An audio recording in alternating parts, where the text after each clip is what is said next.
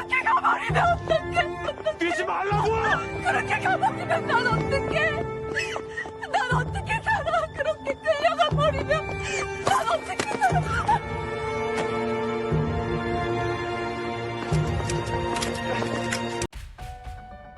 Dari video tersebut kita belajar bahwa tugas yang berlebihan diberikan oleh dosen bisa membuat kita stres. Mata panda bisa membuat kita stres. Kurang tidur bisa membuat kita stres. Ditagih utang jelas membuat stres.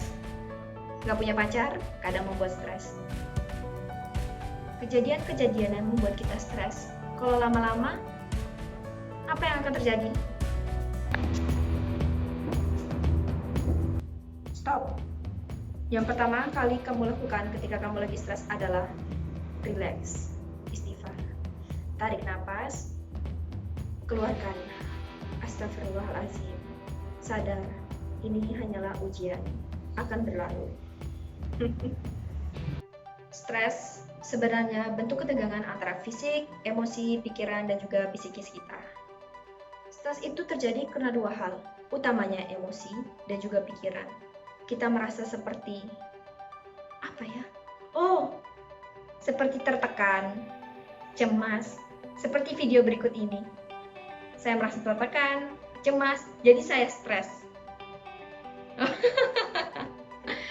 Ya, seperti itulah. Stres membuat kita berkeringat lebih. Contohnya saya sedang berkeringat ini. Ketika otak kita memicu sesuatu yang hal membuat stres, maka HPA eksis di dalam kepala kita akan segera aktif dan menghasilkan hormon yang bernama kortisol, akan membuat tubuh kita bergerak lebih cepat. Makanya ketika saya stres, saya langsung berbicara lebih cepat. Bisa jadi hormon kortisol tersebut akan menyumbat jalinan saraf yang akan mempengaruhi perilaku terhadap pengambilan keputusan, penilaian, interaksi sosial, dan sebagainya. Tapi stres itu ada yang positif. Contohnya, stres yang memberikan motivasi dan juga membuat adrenalin. Tetapi ketika saya merasakan tertekan, cemas, ketakutan yang berlebihan, saya akan merasakan stres yang mengarah ke arah negatif. Nah, bagaimana cara mengatasinya? Pertama, kita harus mengetahui sumber stres tersebut. Apa yang membuat kita stres? Dan setiap orang itu punya cara sendiri dalam menyelesaikan permasalahan stresnya. Contohnya, ada orang ketika stres dia langsung makan banyak. Ada orang ketika stres dia langsung pergi shopping. Ada orang ketika stres dia langsung tidur. Itu saya. Ada orang yang ketika stres dia langsung berolahraga sampai keringatan. Akan tetapi, kita juga bisa mengendalikan kontrol terhadap stres tersebut, yaitu dengan kontrol emosi dan kontrol perilaku. Kontrol emosi atau disebut juga emotion focus, yang mana kita berfokus terhadap permasalahan tersebut menggunakan emosi kita. Kita mengatur emosi kita agar selalu relax menghadapi masalah. Tetapi, kontrol ini tidak menyelesaikan semua masalah.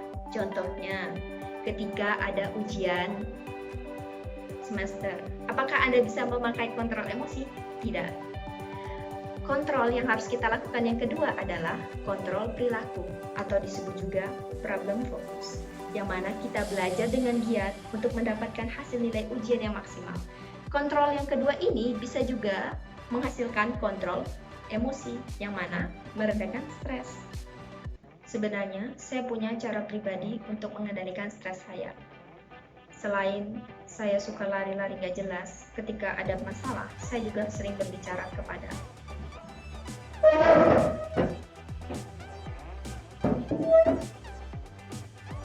kenalkan, dia adalah Dondon, sahabat terbaik saya sewaktu saya masih kuliah S1.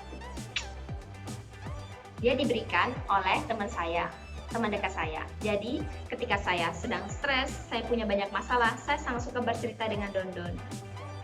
Saya juga melampiaskan kemarahan saya dengan dia dengan cara mencubit-cubit pipinya. Itu membuat saya lebih lega dan juga rileks.